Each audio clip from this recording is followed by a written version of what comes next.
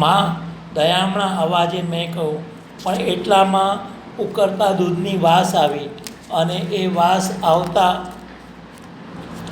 વાસણમાંથી દૂધ ઉભરાઈ ન જાય તેટલા સારું એ દોડીને બીજા ઓરડામાં ચાલી ગઈ. મને ફરીથી ગુસ્સો ચડ્યો, પણ બલરામ જેવો નહીં. હું ગુસ્સે થયો પણ શાંત રહ્યો અને મક્કમ બની વિચાર કરવા લાગ્યો કે માનો મિજાજ હજી ઠેકાણે આવ્યો નથી. ઠીક, હવે છેવટનો નિકાલ આવે તે ખાતર કંઈક કરવું પડશે. પછી દોરીથી લટકાવેલી માખણની મટકી પર મારી નજર પડી. એ મટકી કેમ ફોડવી એ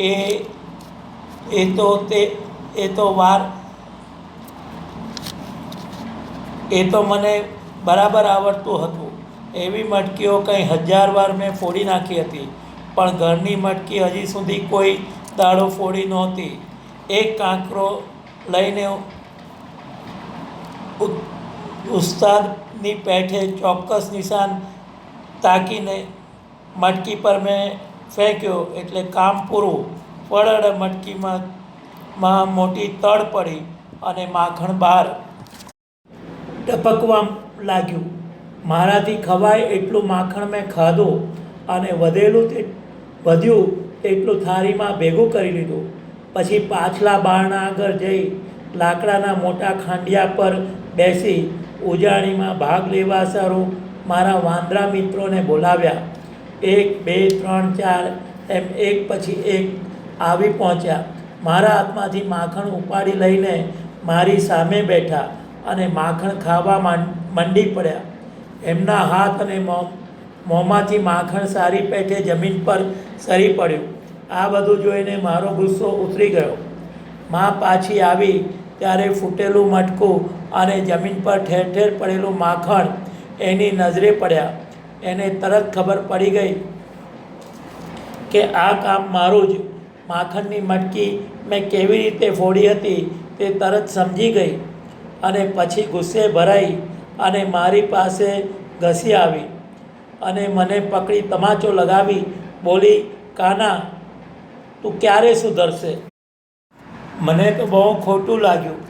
જો માએ થોડો મને વહાલ કર્યો હોત હું માને મનાવી લેત, પણ આ વખતે ભવા ચડી જતા જોઈ મજા પડતી. નાક ફૂલતું, એનું સુંદર મુખ માં કરચલીઓ પડી. પછી એ જોઈને હસવું ન આવે? માનું મુખ વિકૃત થઈ જતું. માએ કહ્યું, હું તારી જિંદગીનો ખો બોલાવી દઉં એમ ઘાંટો પાડીને એણે કહ્યું. એનો ગુસ્સો પણ બલરામ જેવો જ હતો, પણ એની બધી મહેનત પાણીમાં ગઈ. ગુસ્સામાં મને મારવા માટે એ સોટી લઈ આવી. આવે વખતે ત્યાંથી નાસી છૂટવા સિવાય બીજું હું શું કરી શકું? મેં નાસવા માંડ્યું એટલે એ મારી પાછળ દોડી, પણ મારા પગ માખણને લીધે ચિકાસવાળા થઈ ગયા હતા એટલે હું જમીન પર સરી પડ્યો. એણે મને પકડ્યો અને ખાંડિયા પર બેસીને મેં જોરમાં આંખો ચોરતા મોટેથી રડવા માંડ્યું.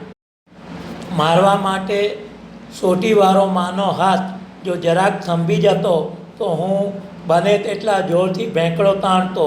મને થતું કે એમ કરીશ તો કદાચ એ નરમ પડી જશે, પણ માએ હાથમાંથી સોટી દૂર ફેંકી દઈ બાજુની ખીટી પર લટકાવેલું દોરડું લીધું.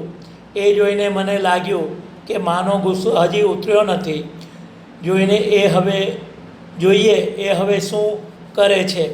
અને ભારે નવાઈની વાત, માએ તો નીચી વળીને દોરડા વડે મને ખાંડિયા સાથે બાંધ્યો. મેં છટકવા માટે ખૂબ મહેનત કરી, પણ મા મારા કરતાં બહુ જબરી હતી. એણે મને ઘડીમાં હંફાવી દીધો અને હું લાચાર બની ગયો.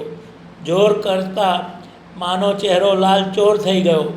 મારી સાથેની ધમાચકડીમાં એના વાળ વિખરાઈ ગયા અને વેણીમાં ગૂંથેલા ફૂલો એક પછી એક જમીન પર સરી પડ્યા. પછી મને ખાંડણીયા સાથે બાંધીને એ ધમ ધમ કરતી બીજા કામ સારું ઓરડાની બહાર ચાલી ગઈ.